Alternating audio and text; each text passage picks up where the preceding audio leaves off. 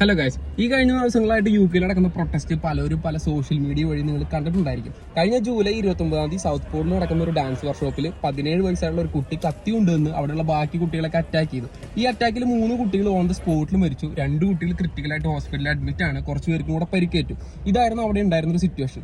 ഇതിനെ തുടർന്ന് ഇവിടുത്തെ ഗവൺമെന്റ് ഈ കുട്ടിയുടെ മോട്ടീവ് എന്തായിരുന്നു എന്നുള്ള കാര്യങ്ങളോ ഡീറ്റെയിലോ ഒന്നും പുറത്തുവിട്ടില്ല. കാരണം ഈ കുട്ടി മൈനറാണ്.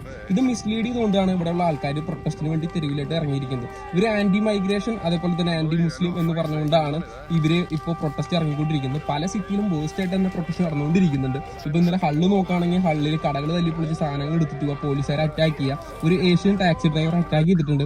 അതുപോലെ തന്നെ മാഞ്ചസ്റ്റർ, ലിവർപൂൾ, ബെൽഫാസ്റ്റ്, ഷെഫീൽഡ്, റോദർഹാം തുടങ്ങിയ പല സിറ്റികളിലും ഈ പ്രൊട്ടസ്റ്റ് നടന്നുകൊണ്ടിരിക്കുന്നുണ്ട്. നിങ്ങൾ മാക്സിമം പുറത്തൊക്കെ ഒന്ന് പോകാതെ വീട്ടിലൊന്ന് ഇരിക്കാനായിട്ട് ശ്രമിക്കുക കുറച്ച് ദിവസത്തേക്ക്.